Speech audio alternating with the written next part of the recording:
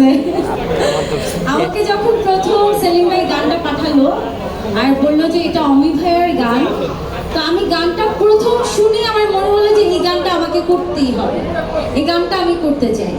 যদিও সচরাচর music video আমার অত বেশি করা হয়নি, কিন্তু এখনকার মিউজিক ভিডিওগুলো খুবই ডিফারেন্ট হয়।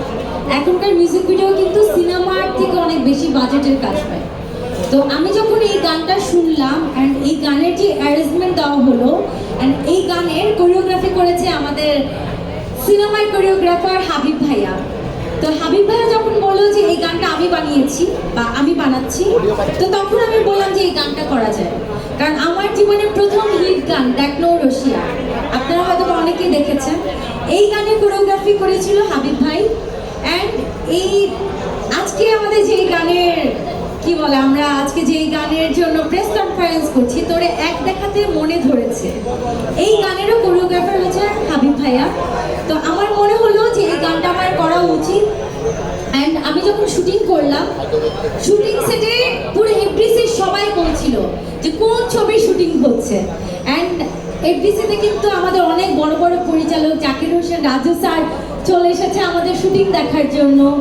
তারপর গাজী মাহবুব ভাই চলে এসেছে আমাদের শুটিং দেখার জন্য। অনেক পরিচালকরা ভিড় করেছিল আমাদের এই গানের শুটিং দেখার জন্য। তারা ভাবছিল যে আমরা সিনেমার শুটিং করছি। এরপর যখন তারা শুনলো যে না, এটা মিউজিক ভিডিও শুটিং হচ্ছে, তখন তারা বলছিল যে এত বড় সেট ফেলে এফডিসিতে এইভাবে মিউজিক ভিডিও শুটিং হয়। তারপর তারা আমাদেরকে আসলে অনেক অ্যাপ্রিশিয়েট করেছিল। আর তার ফলাফল আমরা আজকে দেখতে পেলাম এই যে এই বড় স্ক্রিনে। যখন আমি এই গানটা দেখলাম, আমার একটিবারের জন্য মনে হয়নি যে এটা মিউজিক ভিডিও। পুরোটা মনে হচ্ছিল যে আমি একটা সিনেমা দেখছি বা সিনেমার শুটিং দেখছি বা সিনেমার একটা গান দেখছি। আর এর জন্য অনেক বেশি ধন্যবাদ সেলিম ভাইকে। সেলিম ভাই এত সুন্দর একটা প্রজেক্ট তৈরি করেছে।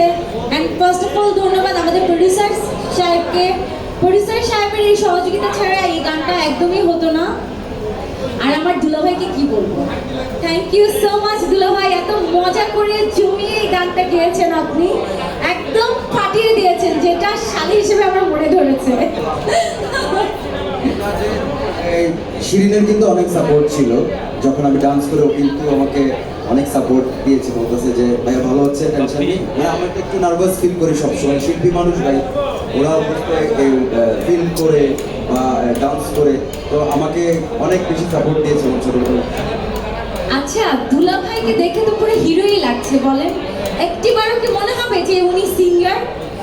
আমি তো যখন ওনার সাথে ডান্স করছিলাম, মানে উনি যেভাবে প্রত্যেকটা স্টেপ দিচ্ছিল আমার সাথে নাচে, একটিবারের জন্য আমার মনে হয়নি যে ভাইয়া সিঙ্গার। আমি বললাম ভাইয়া, আমাদের এখনকার নায়করাও এত সুন্দর নাচতে পারে না, যে আপনি যে সুন্দর করে ডান্স করেছেন, সত্যি কথা যে হিরোরাও এত সুন্দর করে নাচতে পারে না যেটা অমি ভাই এত সুন্দর করে নেচেছে আমার সাথে।